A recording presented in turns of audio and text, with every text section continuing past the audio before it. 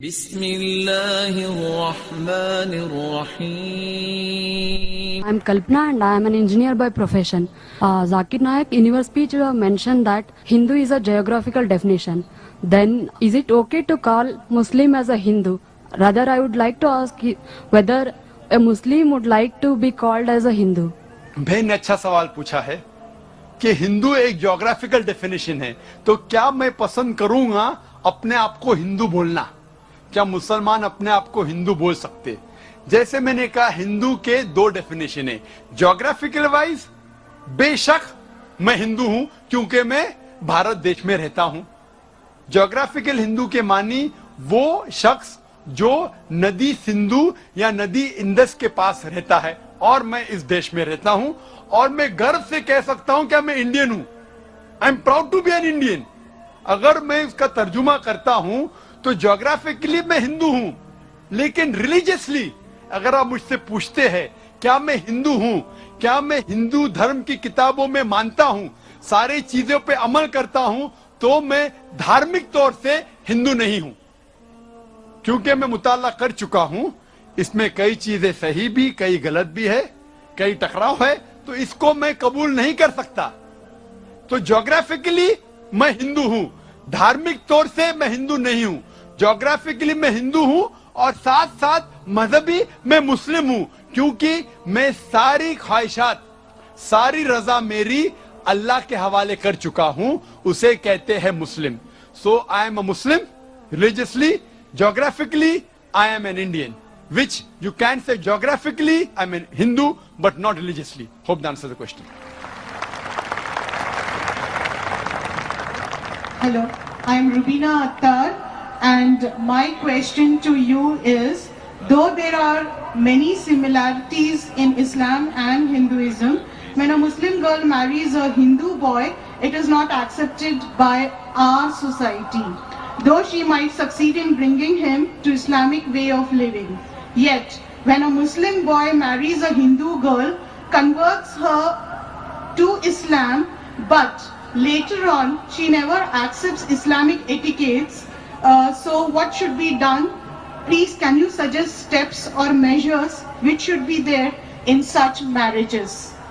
بہن نے سوال پوچھا ہے کہ جب ایک مسلم مرد ہندو عورت سے شادی کرتا ہے اور اسے کنورٹ کرتا ہے، بھلے وہ اسلام مذہب کو فالو نہ کر سکے تو بھی کوئی تکلیف نہیں، لیکن جب ایک مسلمان خواتین ایک ہندو مرد سے شادی کرتی ہے تو ایکسیپٹڈ نہیں ہے. یہ غلط فہمیاں ہیں. صحیح میں ہمیں دیکھنا چاہیے کہ قرآن میں کیا لکھا ہے. قرآن میں لکھا ہے سورہ بقرہ میں سورہ نمبر 2 آیت نمبر 221 میں کہ اے مومنو، اے مسلمانوں، کوئی بھی مشرک عورت سے شادی مت کرو جب تک وہ ایمان نہ لائے. ایک مسلمان عورت، ایمان والی عورت، چاہے وہ کتنی بھی بدصورت ہو، چاہے وہ جھاڑو والی ہو، وہ ایک مشرک سے بہتر ہے.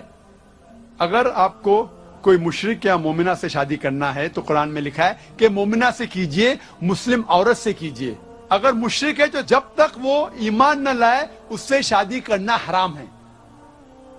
کیونکہ ایک مومن عورت بھلے وہ جھاڑو والی ہے، کتنی بھی بدصورت ہو، لیکن اگر ایک مشرکہ ہے، چاہے وہ سب سے خوبصورت عورت ہو دنیا میں، سب سے مالدار ہو، ایک مومن جس کے پاس ایمان ہے وہ اس مشرکہ سے بہتر ہے. اس کے آگے لکھا ہے کہ مومن عورت، ایک مسلم عورت کوئی مشرک مرد سے شادی نہیں کرنا چاہیے تب تک جب تک وہ ایمان نہ لے کے آئے. ایک مومن مرد بھلے وہ جھاڑو والا ہو، بدصورت ہو، لیکن ایک مشرک مرد سے بہتر ہے. اسلام میں نہ کوئی مسلم عورت یا مرد کوئی بھی مشرک سے، کوئی بھی غیر مسلم سے شادی نہیں کر سکتے جب تک وہ ایمان نہ لے کے آئے. تو دونوں کیس میں irrespective whether the Muslim is a girl or a boy, when they marry, the opposite partner should become a Muslim. اس کی وجہ یہ ہے، مثال کے طور پہ جب گاڑی چلتی ہے، اگر گاڑی کا ایک پہیہ سائیکل کا ہے اور ایک پہیہ ٹرک کا ہے تو گاڑی چل ہی نہیں سکتی. اسی لیے ہم مسلمان مانتے ہیں کہ ہمارے آخرت کے لیے ہمیں اللہ پہ ایمان لانا چاہیے اور شرک نہیں کرنا چاہیے, اور جو ہدایت اس قرآن میں دی گئی ہے اس کے اوپر عمل کرنا چاہیے. اگر میرا لائف پارٹنر, اگر میری اردھانگنی بولتے بیٹر ہاف کو, بیٹر ہاف, اگر میرا بیٹر ہاف جہنم میں جائے گا تو کیسا شوہر ہوں میں؟ If I love my wife, I would like my wife to go to Jannah. ہم جب کہتے ہندی میں اردھانگنی, بیٹر ہاف ان انگلش, پتنی, بیوی, ہم یہ چاہیں گے کہ جس سے ہم پیار کرتے ہیں وہ بھی جنت میں جائے. تو اسی لیے ہمیں پہلے یہ دیکھنا چاہیے کہ جس سے ہم شادی کرتے, چاہے وہ لڑکی یا لڑکا ہو, مرد یا عورت ہو, پہلے ہمیں یہ جاننا چاہیے کہ اس کے اصول اس دنیا میں جینے کے اس آخری کتاب قرآن مجید کے مطابق ہے, پھر ہی ہم اس سے شادی کر سکتے اور ہم آخرت میں سفلتا پا سکتے. Hope that answers the question. Sir, میں رویندر شیڑگے اسٹوڈنٹ ہوں. آپ سے پوچھنا چاہتا ہوں کہ دونوں ریلیجس میں آپ نے اتنی سملرٹی بتائی, تو کبھی نہ کبھی یہ لوگ ایک چھت کے نیچے ہو سکتے ہیں, تو بائیفرگیشن ان میں کب سے ہوا؟